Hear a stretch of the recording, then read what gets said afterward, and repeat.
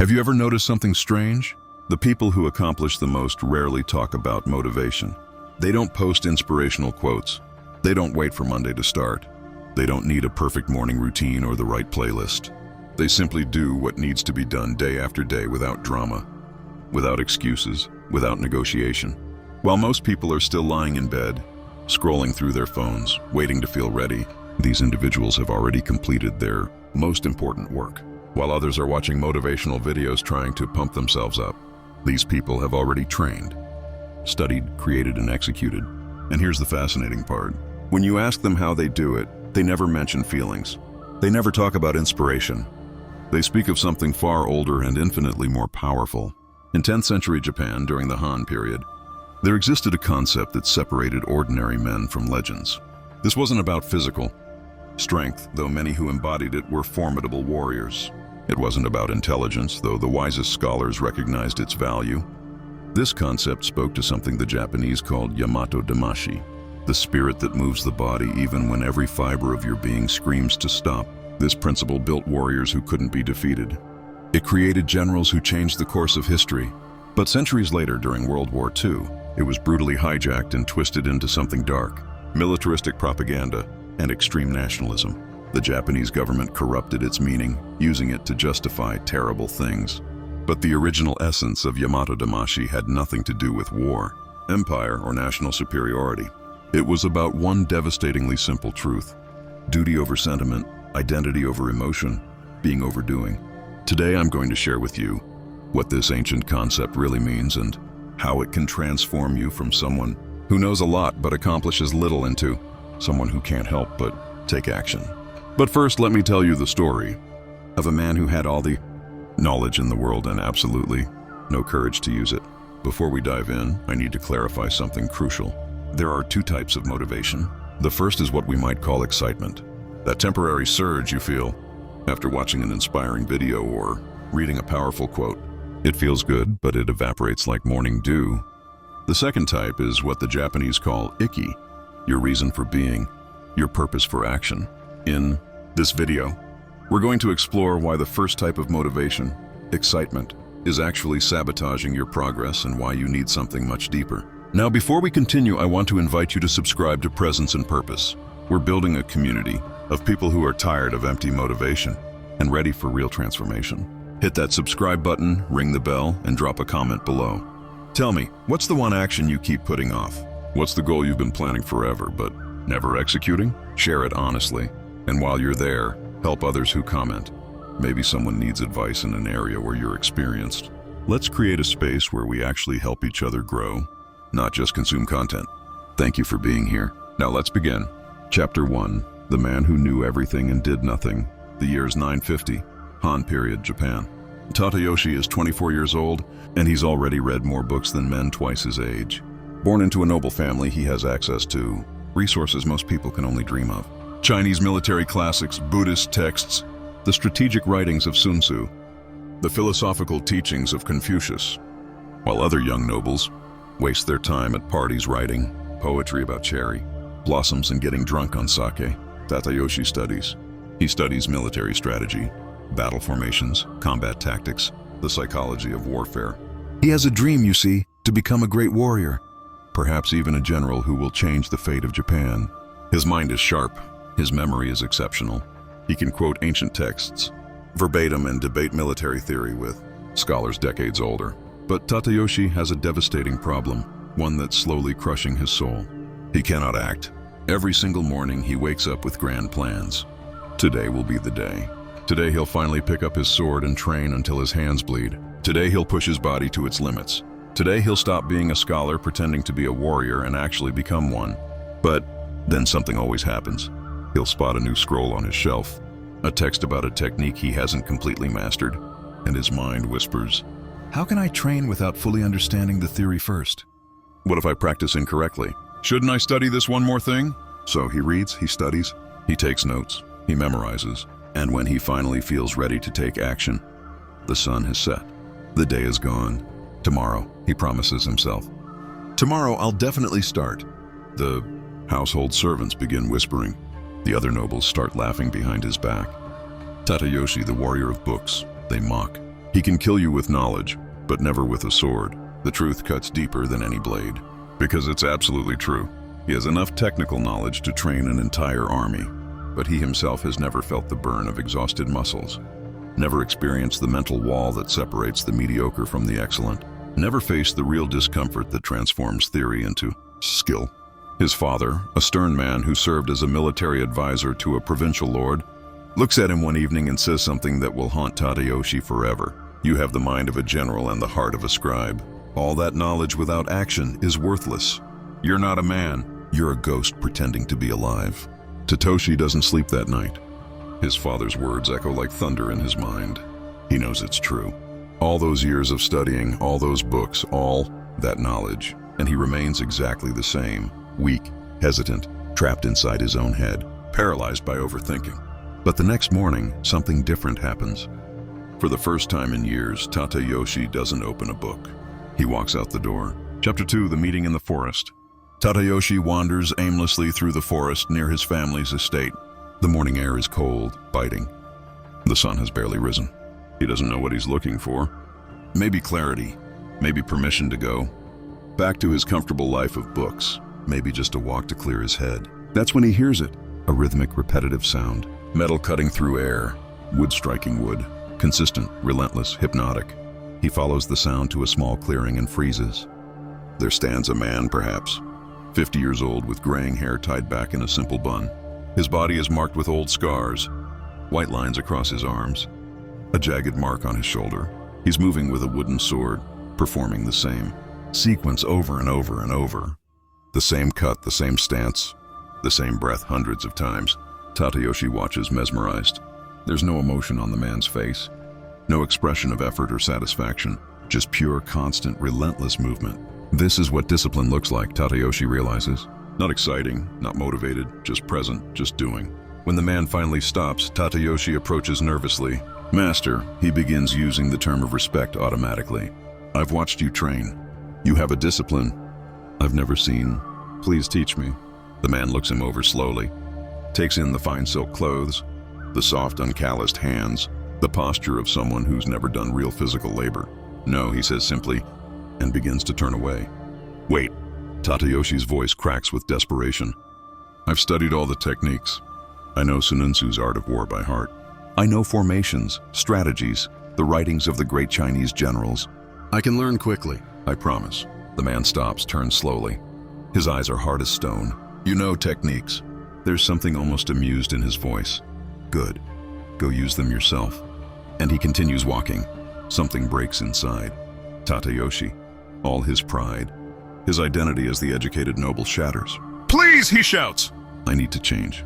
I need to become more than I am. The man stops again. This time he's silent for a long moment. Finally, without turning around, he says, You're going to give up. I won't. Tadayoshi replies immediately. Everyone gives up. I won't. The man turns and studies Tadayoshi's face carefully. He sees desperation there. But despair is just another feeling, and feelings pass like clouds. Still, perhaps this young noble needs to discover this truth for himself. Tomorrow, the man finally says, before sunrise. Here, if you show up, I'll consider teaching you. If you don't ever come back. Tadayoshi nods fervently. I'll be here, I promise. The man almost laughs. Promises? He mutters, as if promises meant anything. Chapter 3, The First Test. Tadayoshi doesn't sleep that night. Every time he closes his eyes, he sees the man's stern face. Hears his voice. You're going to give up. He can't give up.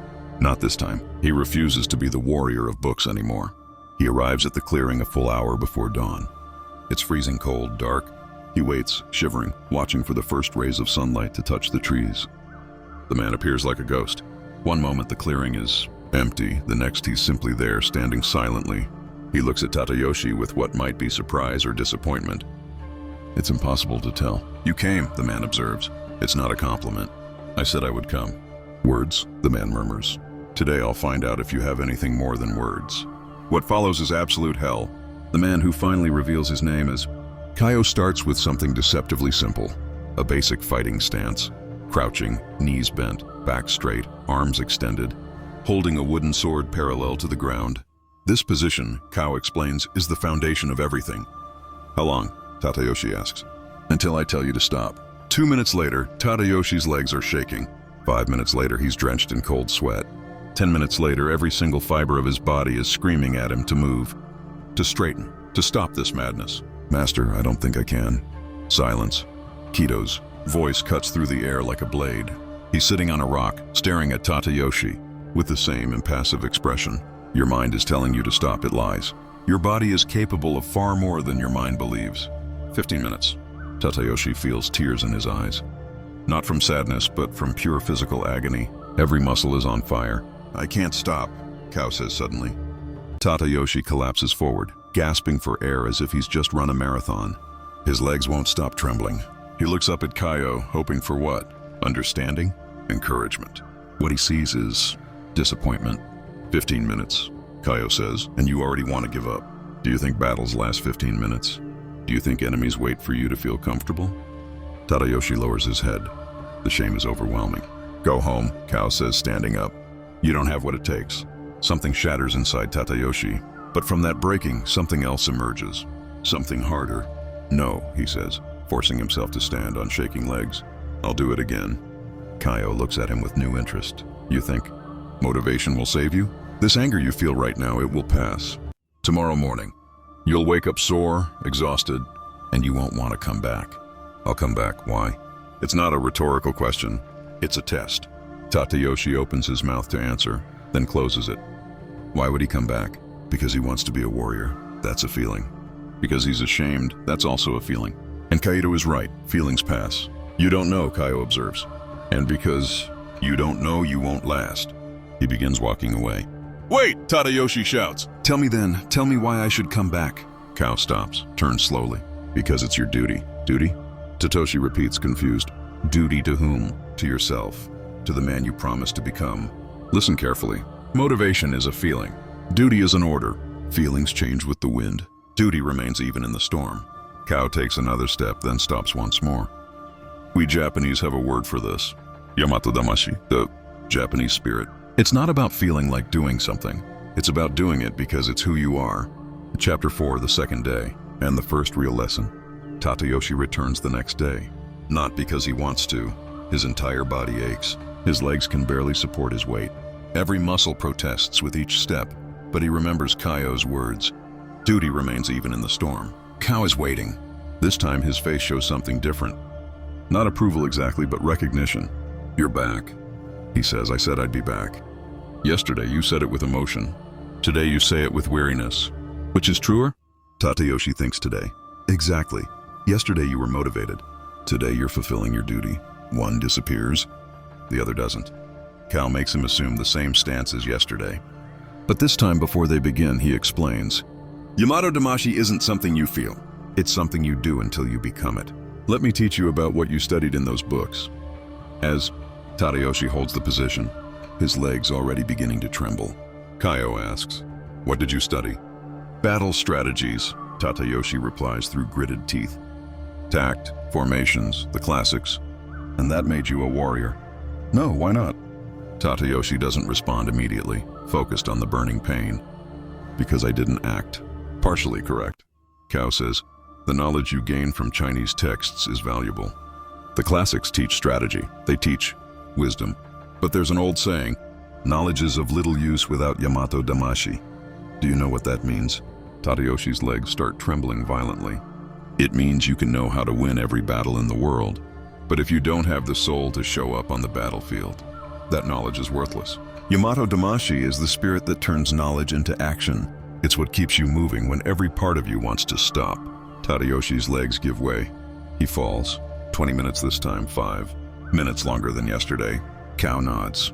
Progress. Not because you've gotten stronger. Your body is actually weaker than yesterday. You've progressed because you've learned that pain isn't the enemy. Hesitation is the enemy.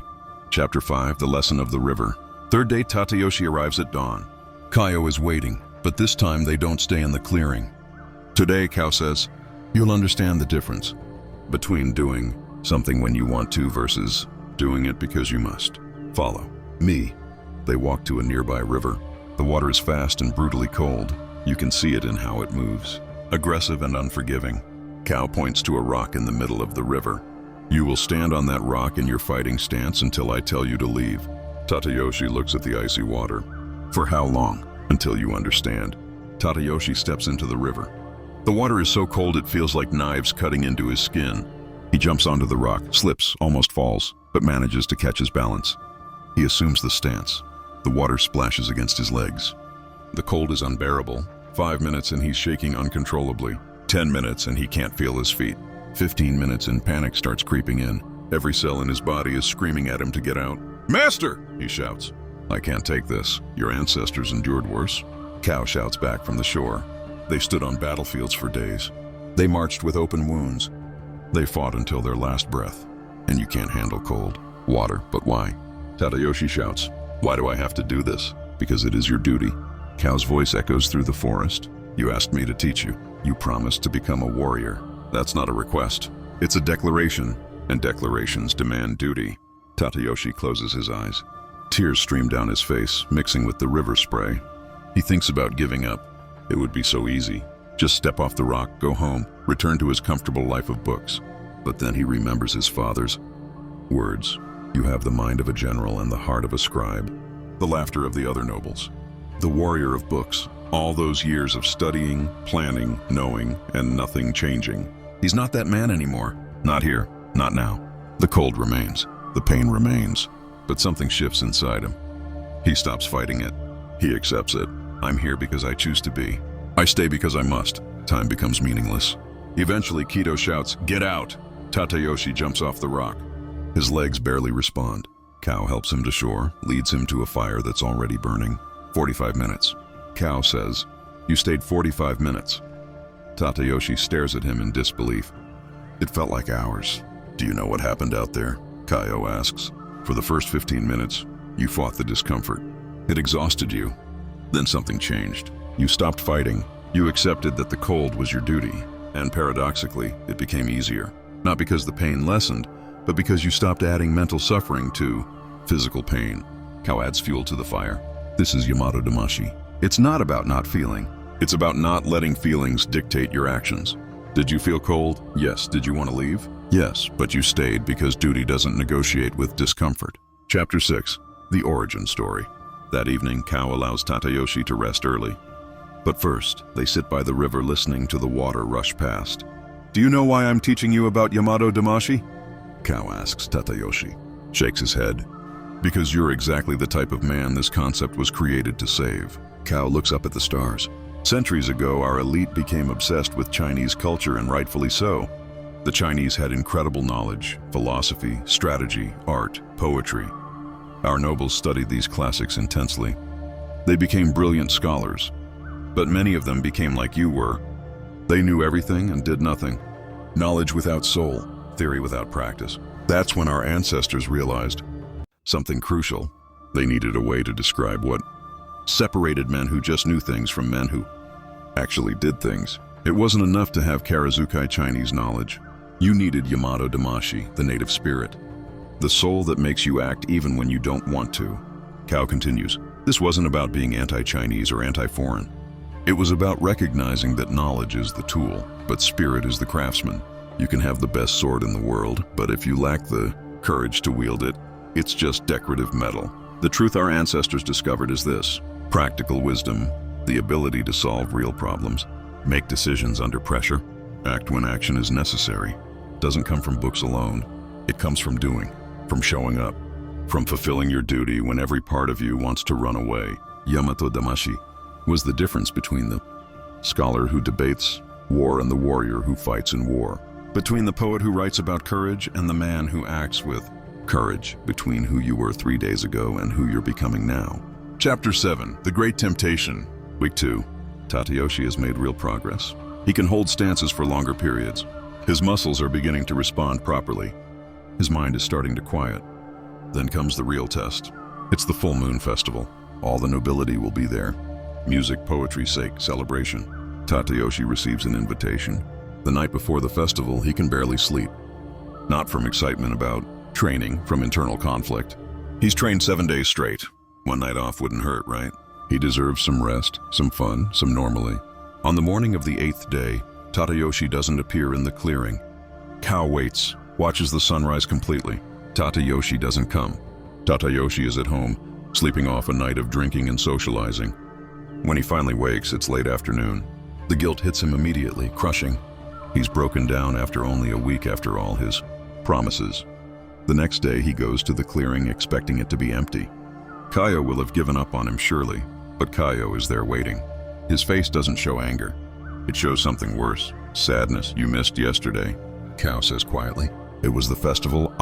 Silence, not angry, weary. You don't owe me an explanation. You owe yourself one, and you failed. Tears well up in Tadayoshi's eyes. I'm sorry. Please let me continue. It was a mistake. It was a choice. Kao corrects. You chose comfort over duty. Pleasure over promise. And you know what that proves? You still don't understand Yamato Damashii. You still think it's about doing things when it's convenient. Kao starts to walk away. Wait, Tatoshi begs. Give me one more chance. I understand now. I really understand. Do you? Kaio turns. Then explain to me, what is Yamato Damashii? Tadayoshi takes a deep breath. It's doing things even when you don't want to. Partially correct. Continue. It's duty over feeling. That's a consequence, not the essence. Deeper. Tadayoshi closes his eyes, thinks of everything. The cold river, the burning stances. Then it clicks. It's who you are, not what you do. It's identity. When I broke my commitment yesterday, I wasn't breaking a habit. I was betraying who I declared myself to be. Kao is silent for a long moment. Then he nods slowly. Now you're beginning to understand. What Kao does next completely breaks Tadayoshi. He makes him hold the stance for 2 hours straight. No mercy, no breaks, as Tadayoshi finally collapses. Trembling and crying, Kaito says, "This pain, you chose it yesterday. When you break your duty, you don't escape consequences. You only postpone them and they come back worse." Chapter 8. Identity, not action. The next day, Kao teaches differently. Instead of physical training, he makes Tadayoshi sit. Do you think discipline is about doing difficult things? Kido asks. Yes, no. Discipline is about being someone for whom these things are non-negotiable. There's a huge difference between I should train and I am someone who trains. One is desire, the other is identity. Kao draws in the dirt. Look, when you say I want to be a warrior, you create distance between who you are now and who you want to be. This distance allows negotiation. I want to, but not today. I want to, but I'm tired. I want to, but it's the festival. But when you say I am a warrior, there's no distance, no negotiation. Warriors train not because they want to, but because it's what warriors do. It's identity, not choice. Something clicks in Tadayoshi's mind. So Yamato Damashii isn't about forcing action, exactly, for the first time in weeks. Kao smiles. Yamato Damashii is about embodying an identity so completely that action flows naturally. You stop asking should I and start simply doing because it's impossible not to. It's who you are. Think of the great warriors of the past. Kao continues, they didn't wake up every day deciding whether to train. That question didn't exist. They were warriors. Warriors train. Simple. The problem with your book knowledge wasn't that you had knowledge. It was that you identified as a scholar who wanted to be a warrior, not as a warrior who studies. See the difference? Tadayoshi sees it clearly for the first time.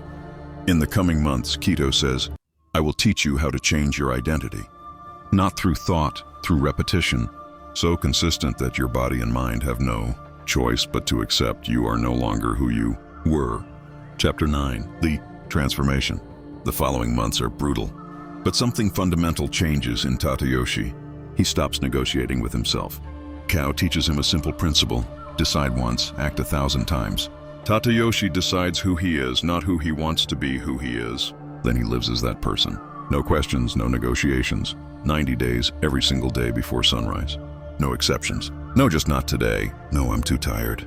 The question, am I going to train today, simply stops existing. Of course he will. Warriors train. He's a warrior. Week 6. Something strange happens. Tadayoshi starts waking before his alarm. His body automatically begins preparing. By week 8, he realizes he's not thinking about training anymore. He just shows up. Kao watches with satisfaction. See, your brain finally accepted it. You're not forcing anymore. It's flowing. The real transformation comes on day 63. Tadayoshi wakes up sick.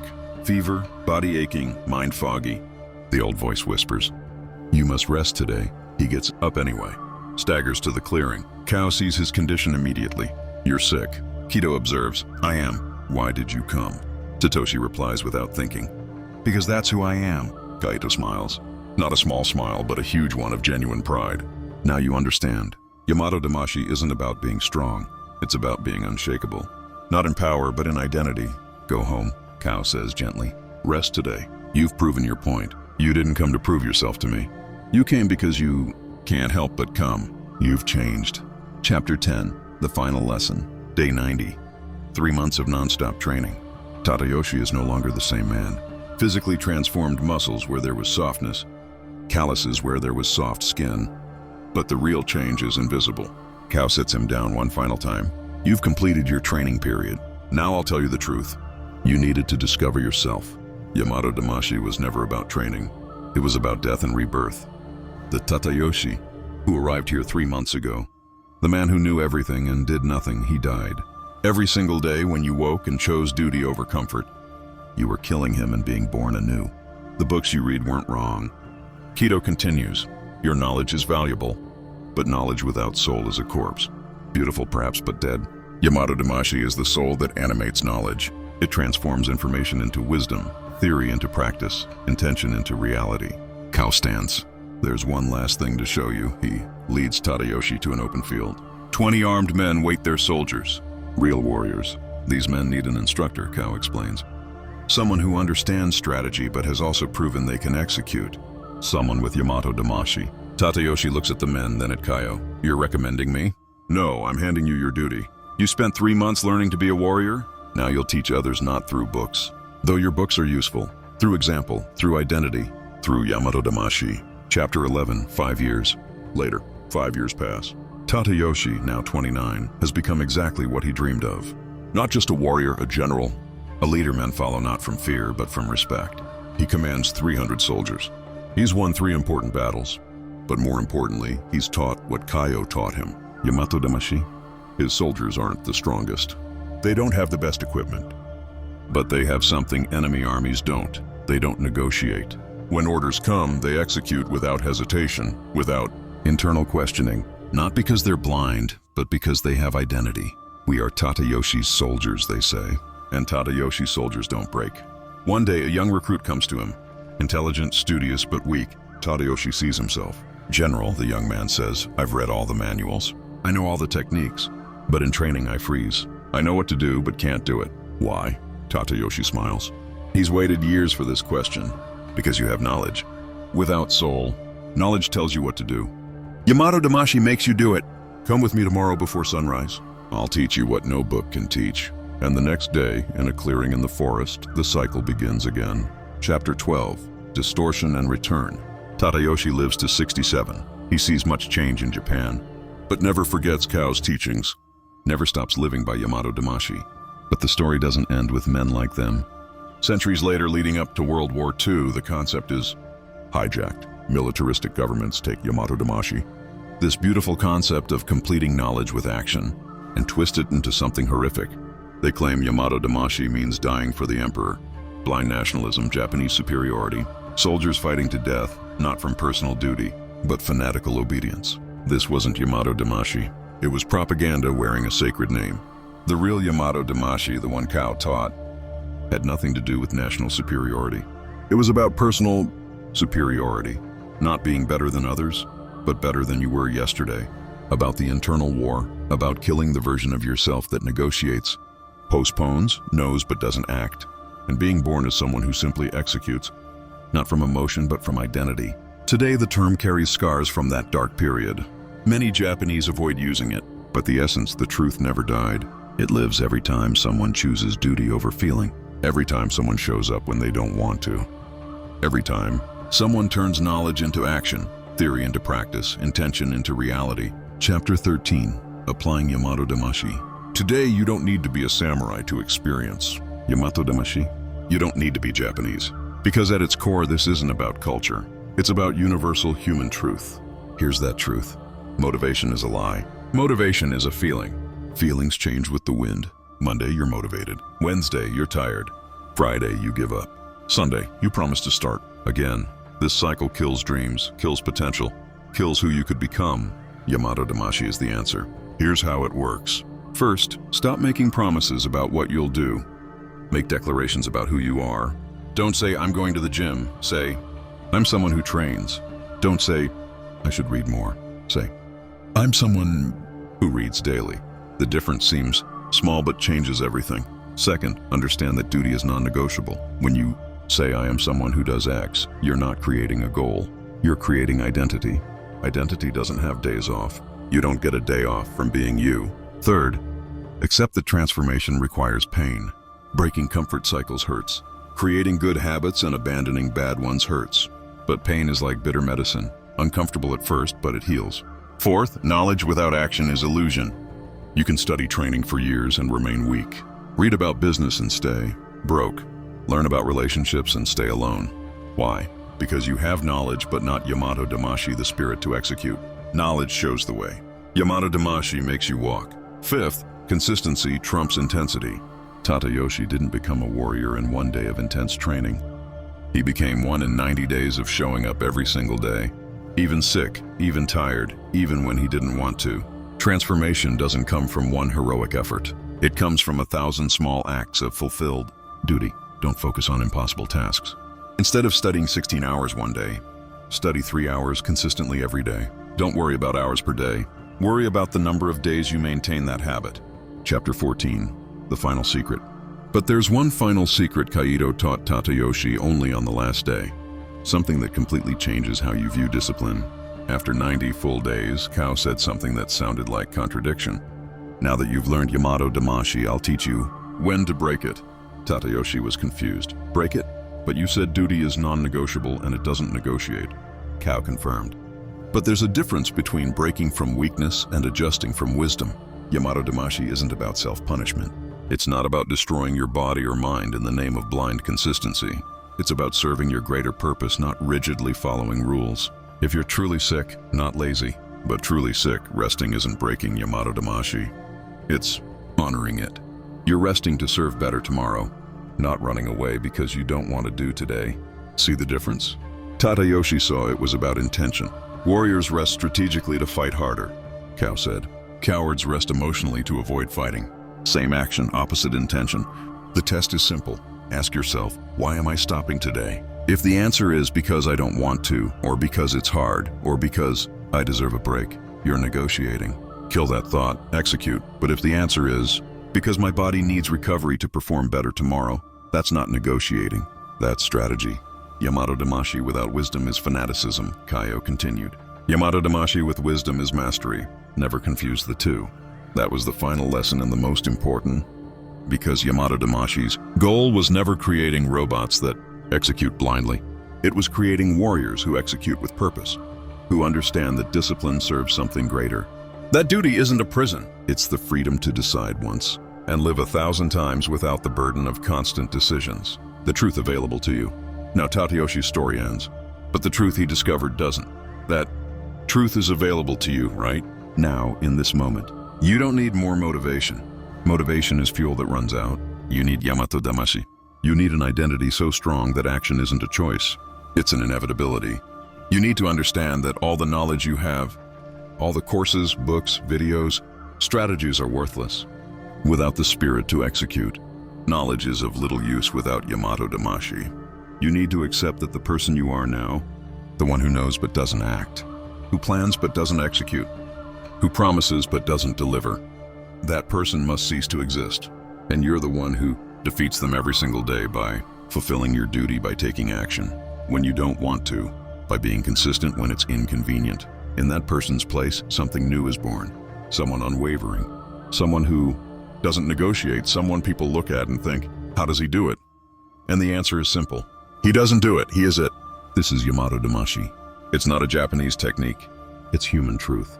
It's the difference between dreaming and living, between wanting and being, between dead knowledge and living wisdom. When you finally understand this, not intellectually but viscerally, deep in your soul, you'll realize you'll never need motivation again because you won't be doing things.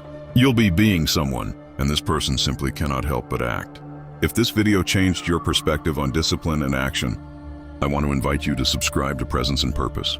We're building something special here, a community of people who are done with empty motivation and ready for real transformation.